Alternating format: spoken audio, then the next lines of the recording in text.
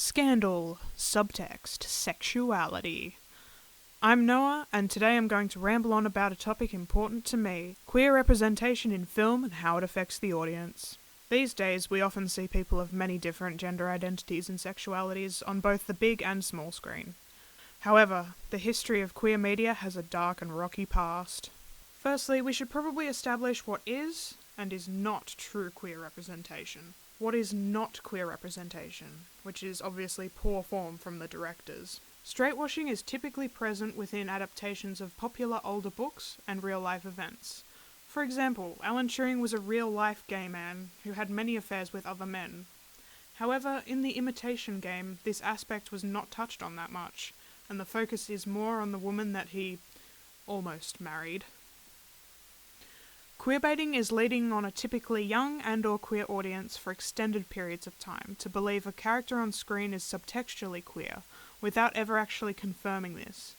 This is seen prominently in such teen shows like Supernatural and Sherlock, where it's hinted for several years across multiple seasons that the main characters are romantically involved, but is purposely left ambiguous by the showrunners to maintain their ratings. Queer representation in its proper form is literally anything else that portrays queer people in an accurate manner. Anyway, with that out of the way, on with the content. Contrary to popular belief, queer storylines and queer characters are not a new millennium fad. In fact, what is believed to be the very first feature-length-ish queer film, different from the others, has just crossed the 100-year mark, first showing in German cinemas in June of 1919. Unfortunately, parts of this film have been lost as it fell victim to the Nazi book burnings, which also included films, which largely erased anything going against the Nazi regime, including queer content. This film actually portrayed the two main characters who were in love as a natural, normal occurrence, with the doctor character stating that, "You must not condemn your son because he is a homosexual. He is not to blame for his orientation. It is not wrong, nor should it be a crime. Indeed, it is not even an illness, merely a variation, and one that is common to all of nature." This film was quite controversial. However, even back then, they were able to distinguish that queer people were normal and should be accepted, something that some people still struggle to understand to this day. Jumping ahead a few decades, particularly after World War II, queer cinema was fairly subdued, however, still present in the form of subtext, and even occasionally pushing that barrier and almost becoming explicitly queer. For this, I'd like to point your attention to this scene in Billy Wilder's 1970 film, The Private Life of Sherlock Holmes. We considered Tchaikovsky. Oh, you couldn't go wrong with Tchaikovsky. We could, and we did. It was catastrophe. Why? Because Tchaikovsky, women, not his glass of tea. Oh, pity that. Oh, I find her most attractive. For a woman, that is. You see, I am not a free man. Oh, free? But you are bachelor. A bachelor living with another bachelor for the last 5 years. 5 very happy years. The point is that Tchaikovsky is not an isolated case. You mean you and Dr. Watson? He is your glass of tea? If you want to be picturesque about it. This is extremely obvious, as Sherlock literally says he's been with Watson for 5 very happy years. This was very much intentional, as Wilder once said he intended to portray Holmes explicitly as a repressed homosexual, stating, "I wanted to have Holmes homosexual and not admitting it to anyone, including, maybe even himself. The burden of keeping it a secret was the reason he took dope."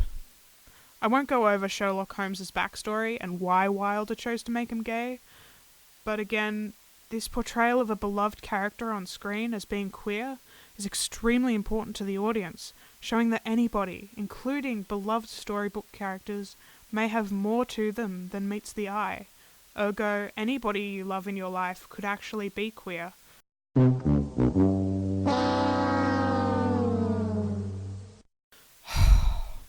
Okay, then we move on to the 80s and 90s. I'm sure we're all familiar with the AIDS epidemic in the 80s, and unfortunately, the hatred of queer people that went along with that transferred over to film. Suddenly, queer characters, especially gay men, and double especially black gay men, because, racism, became the butt of every single joke, made fun of, or both.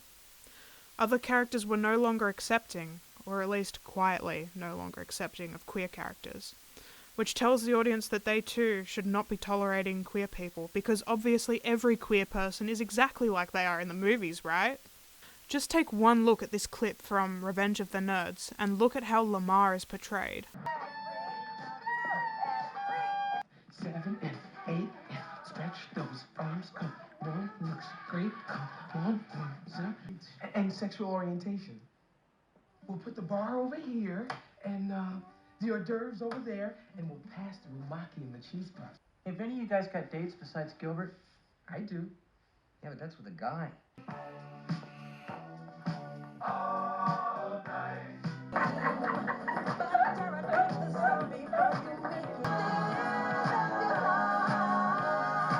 Now multiply that by thousands of movies and TV shows, and you have to wonder, what is the message these movies and shows are telling the audience?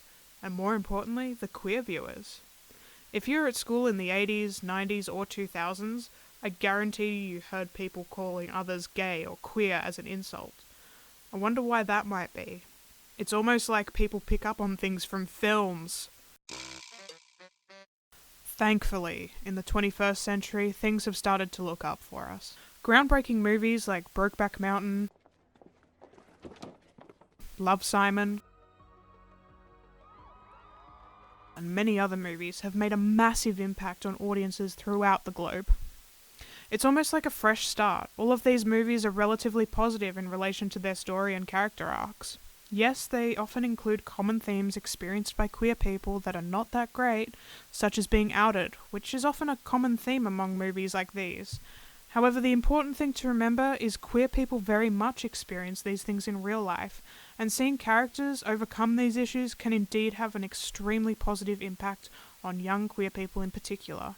I hope this trend of positive queer movies continues well into the future. Anyway, these are just my thoughts on the evolution of queer cinema throughout the ages, and what kind of impact it has on the audience as a whole.